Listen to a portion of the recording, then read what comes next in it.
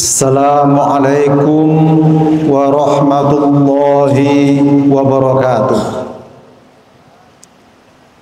Alhamdulillahilladzi unzila fihil Qur'an hudan linnasi wa bayyinatin minal huda wal furqan.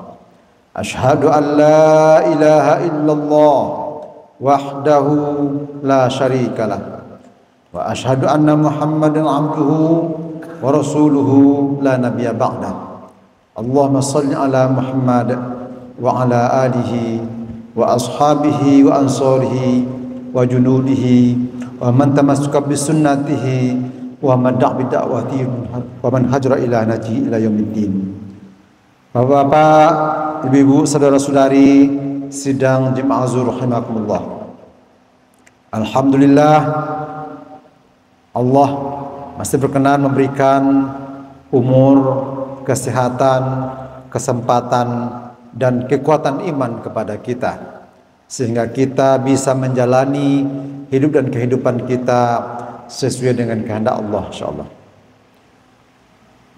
Termasuk pada hari ini kita datang bersama-sama ke Masjid Raya ini dalam rangka melaksanakan ibadah zuhur, salat zuhur, dan sebelumnya mendengarkan ceramah zuhur. Semoga semua amal ibadah kita tersebut akan dibalasi oleh Allah dengan balasan yang berlipat ganda hendaknya. Amin amin ya rabbal alamin. Salawat dan salam kita mohonkan kepada Allah, semoga selalu tercurah dan terlimpah kepada arwah Nabi besar Muhammad sallallahu alaihi wasallam sebagai manusia yang paling agung yang telah menginfakkan hidup beliau dalam rangka menyampaikan risalah dakwah, dalam rangka menyelamatkan umat manusia dari dunia sampai ke akhirat. Semoga kita tercatat sebagai orang-orang yang mencintai Rasulullah sallallahu alaihi wasallam. Pada siang hari ini, lebih kurang 15 menit ke depan, kembali kita memberikan motivasi kepada saya sendiri, kepada bapak-bapak ibu semuanya, agar kita menjadi orang yang dekat dengan Al-Quran. Ta'amul atau interaksi kita dengan Al-Quran semakin tinggi intensitasnya. Kualitasnya juga seperti itu. Hendaknya kita bukan saja sebagai orang yang rajin membaca Al-Quran, tapi juga menghafalnya, mempelajarinya, mengamalkannya, dan pada giliran adalah mendakwahkan Al-Quran kepada semua orang, insyaallah. Sebagaimana sering kita dengar dan kita baca bahwa Al-Quran itu diturunkan bulan Ramadan. Syahrul Ramadan alladzi unzila fil Qur'an hudan linnasi wa bayyinatin minal huda wal furqan. Bahwa pada bulan Ramadan itu diturunkan Al-Quran yang menjadi petunjuk sebagai penjelas bagi manusia. Sedang jemaah zuhur rahimakumullah, Al-Quran adalah mukjizat. Berarti itu adalah sesuatu yang luar biasa. Ini bukan sembarang kalam, tapi adalah kalamullah, kalam Allah SWT yang sudah ada di Lauh Mahfuz. Itulah yang sampai ke bumi, datang dari Yang Maha Suci, yaitu Allah SWT, dibawa oleh yang suci juga, Ruhul Kudus, malaikat Jibril, diterima oleh yang suci juga, yaitu jiwa seorang manusia yang suci, Muhammad sallallahu alaihi wasallam. Makanya Al-Quran disebut dengan kitab suci, kitab suci Al-Quran. Dan Al-Quranul Karim, Al-Quran yang mulia, yang membuat mulia orang-orang membacanya. Tetapi kita perlu menanamkan itu dalam jiwa kita, merenung-renungkan, mengulang-ulang, agar betul-betul terasa oleh kita bahwa Al-Quran itu memang mukjizat. Al-Quran itu adalah kalamullah, sesuatu yang mulia dan akan memuliakan kita.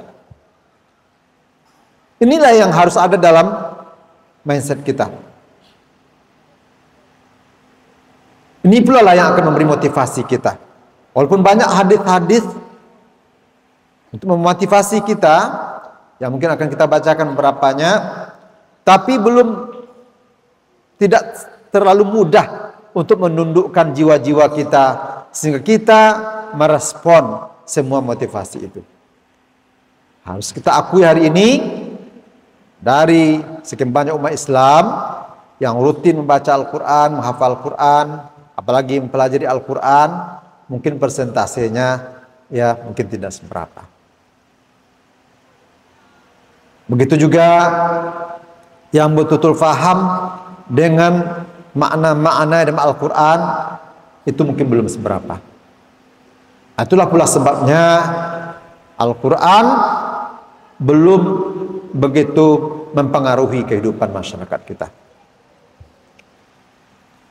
Pertama, hadis yang sangat terkenal, khairukum man ta'alamul Quran wa 'allamahu. Yang memotivasi kita bahwa kita ini bisa menjadi orang terbaik, orang yang paling baik. Khairukum, orang yang terbaik di antara kamu, kata Rasulullah SAW, man ta'alamul Quran wa 'allamahu.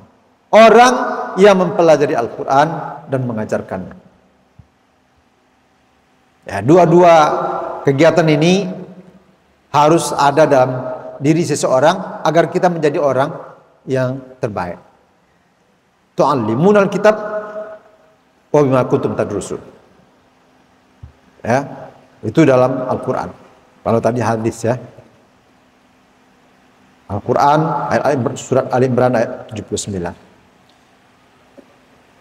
Bahwa kita ini harus melaksanakan dua aktivitas itu, baru kita dimasukkan ya, sebagai golongan generasi Rabbani, Rabbaniyin.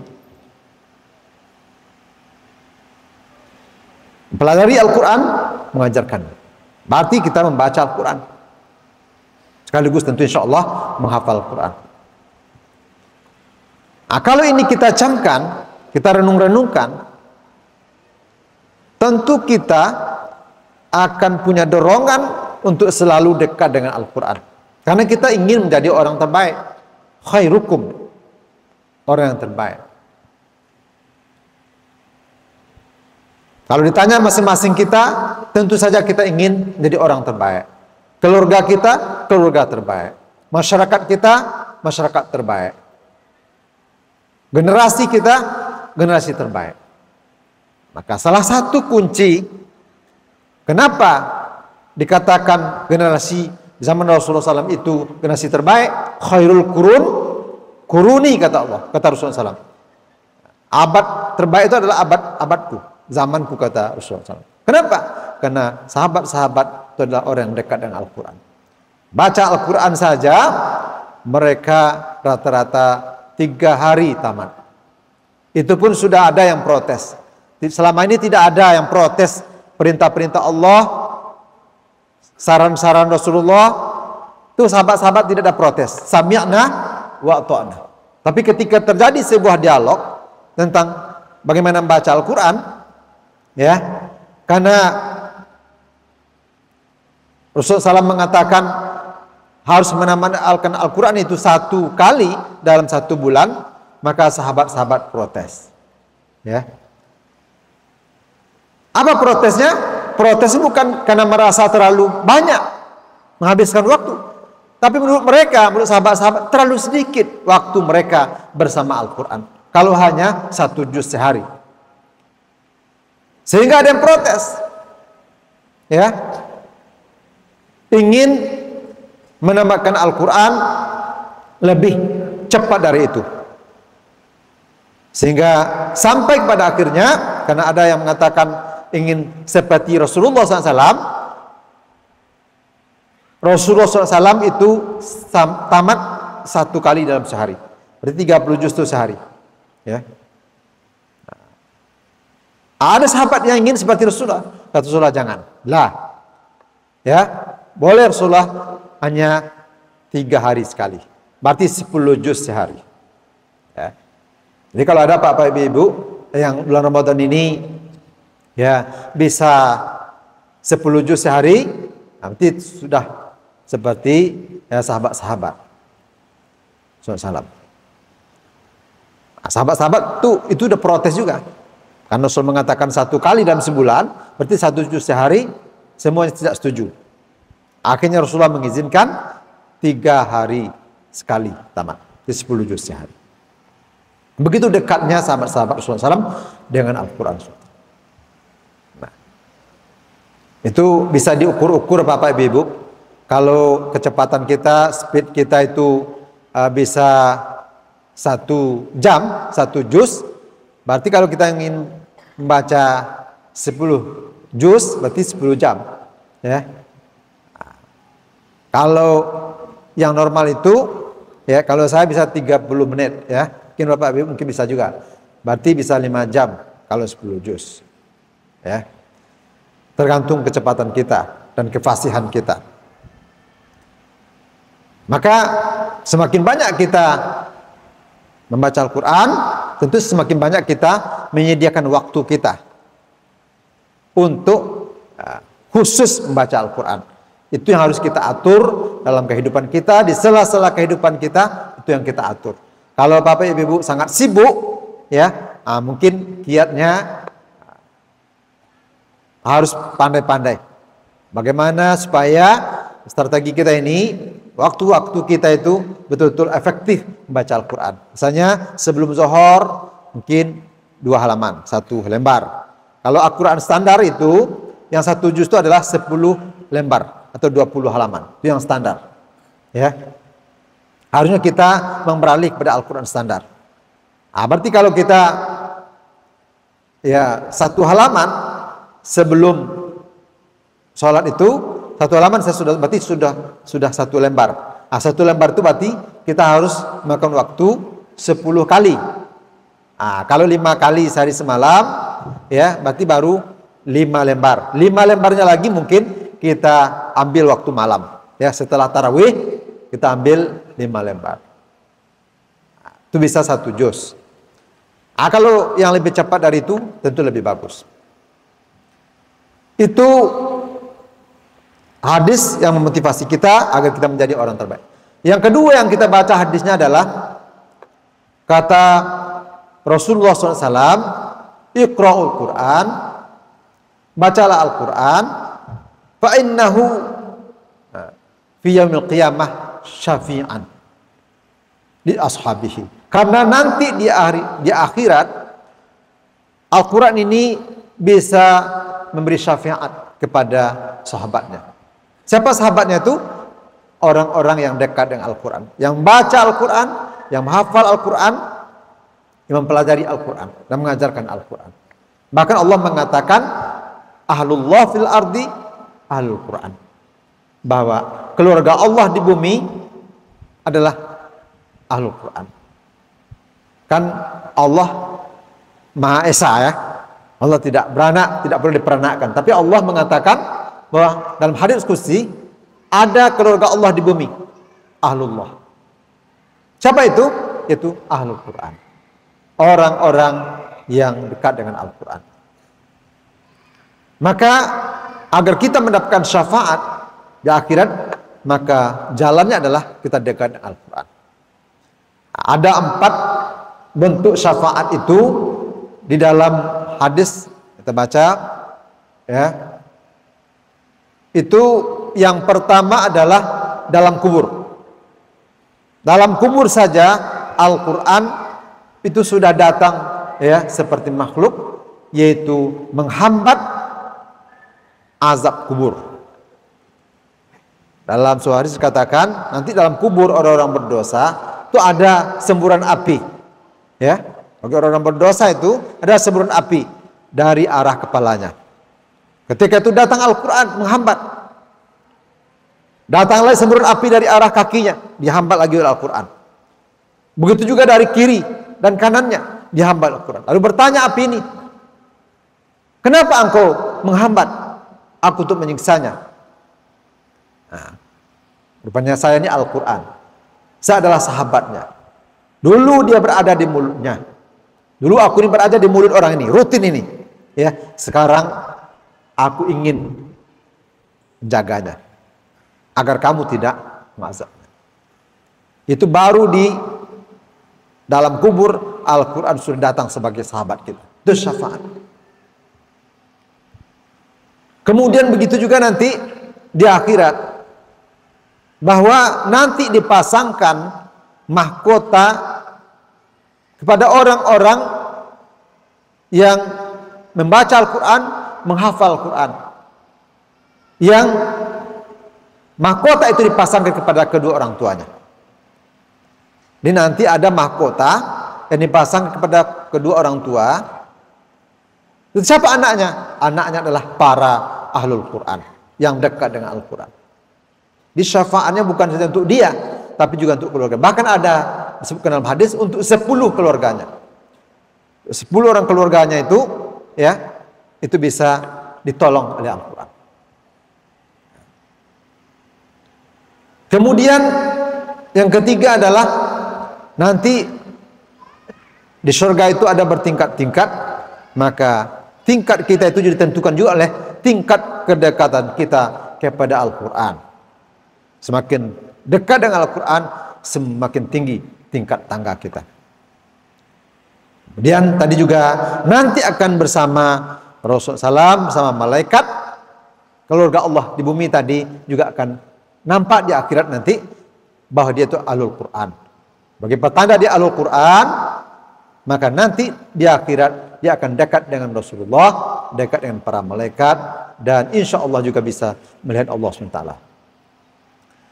Bapak, Ibu, saudara yang terhormati, oleh sebab itu saya mengajak diri saya sendiri dan pada kita semua, mari kita rubah mindset kita terhadap Al-Quran ini, bahwa Al-Quran ini adalah sebuah kebutuhan kita. Bukan Al-Quran yang butuh dengan kita, tapi kita yang butuh dengan Al-Quran. Kenapa? Karena kita ingin menjadi manusia terbaik, dan juga kita ingin mendapat syafaat nanti dari Allah, dari Al-Quran di alam akhirat. Bagaimana caranya? Mari kita pelajari Al-Quran, pelajari cara membacanya. Yang belum fasih, yang belum bagus bacaannya, masih ada waktu buat kita. Tidak ada istilah terlambat, tidak ada istilah tua. Selagi waktu masih ada, kita bisa belajar pada siapa saja yang pandai, agar bacaan kita bisa tepat baca Al-Quran. Sedangkan bacaan yang lain saja kita belajar baik-baik supaya lurus, ya. Bahasa Inggris kita belajar baik-baik agar pronunciation kita bagus. Kenapa? Ini mukjizat kalamullah, yang siapa yang membacanya akan diberi pahala. Nanti dia akan menjadi manusia terbaik, nanti dia akan menjadi orang yang mendapat syafaat. Kenapa kita tidak mempelajari bagaimana cara membacanya dengan baik?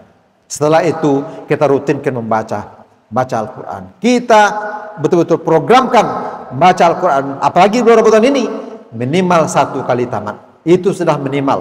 Sebaiknya sebagai seorang muslim, ya, di luar Ramadan tidak apa-apa. Tapi di bulan Ramadan ini kita harus targetkan lebih dari 1 kali tamat.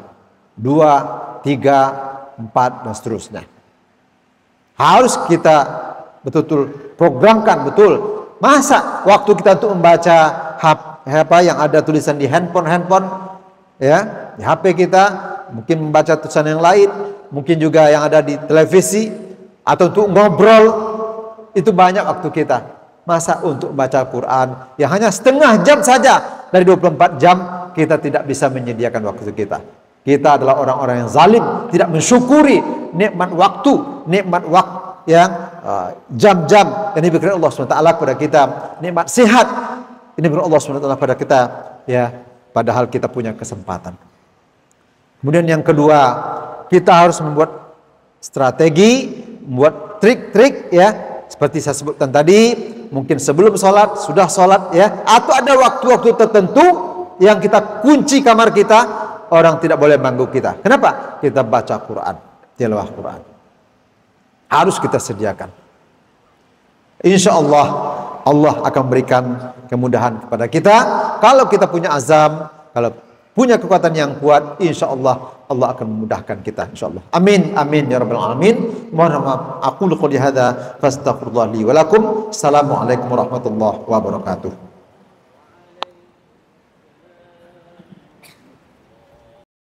Hmm.